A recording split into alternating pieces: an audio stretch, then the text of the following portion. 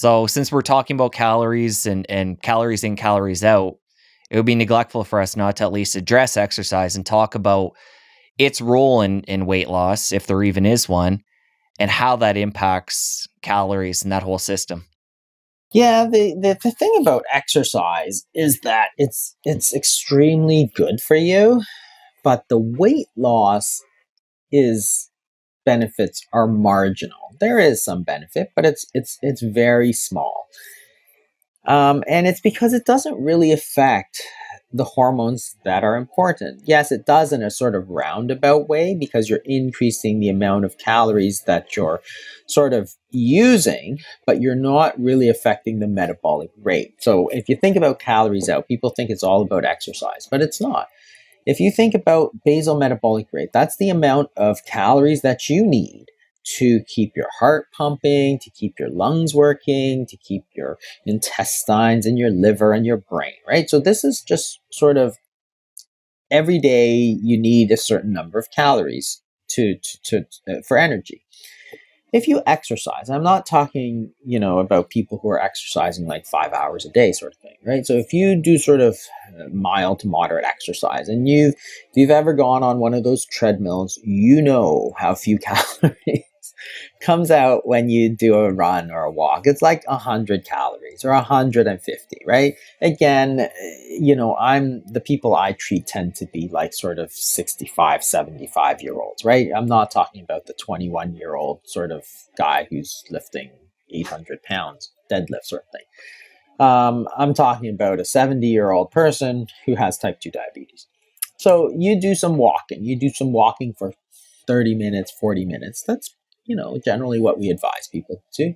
It's like 120 calories. So 120 calories out of your 2,000 calories that you're using for your brain and your liver and your percentage-wise is just not that much. So even if you increase, even if you double, you go from 100 to 200 calories, you're still talking about less than 10% of your daily caloric expenditures, and you haven't made any changes because you think that exercise is going to make you lose weight. So therefore, you don't change the diet that gave you this weight gain in the first place, right? It's just a highly inefficient way to lose weight. So yes, there is some benefit, especially as you go into the higher levels of exercise, right? But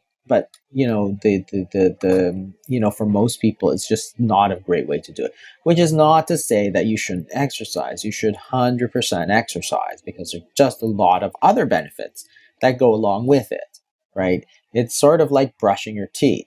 It's good for you. You should do it every day, but don't expect to lose weight, right? So exercise is the same. It's good for you. You should do it. Makes you live longer, keeps your core strong, so you're going to fall less and all these sort of things. So it's especially important as you get older to do this exercise. So, I'm not anti-exercise in any way. It's just that you'd have to be realistic about what it is that it's going to do. And weight loss is just not one of those things that it's going to be doing. Because it's inefficient, if you do a lot of it, like 6 hours a day, 4 hours a day, yes, you will lose weight. It is certainly one of the things that you can do. But it's been over sort of exposed. And honestly, who doesn't know that exercise is good for you, right? It's probably like less than 1% of the population. Who doesn't think that they should be doing more exercise? Like 1% of the population, right? It's like everybody knows it. So what's the point of me harping about it? You should exercise. You should exercise. Everybody knows they should exercise. Like it goes without saying. So, as a strategy for weight loss, it's just almost irrelevant in the cases that I'm talking about, right? So there are certainly people who can lose weight with exercise.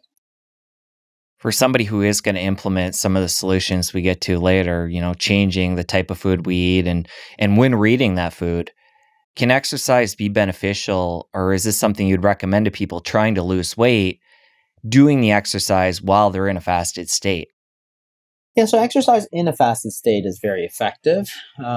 So if you don't eat for a while and then you exercise, then your body is in that state where it's already pulling energy out, right? It's using calories that are stored on your body. That's all it is. That's all that happens during fasting.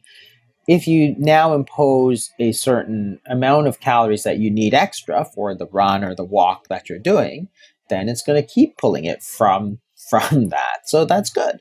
because you're simply making it more effective, the pulling out of the energy, which is losing the body fat. If you enjoyed that clip, press here for the full episode. I'll see you over there. The thing about exercise is that it's extremely good for you, but the weight loss benefits are marginal. From a scientific mathematical standpoint,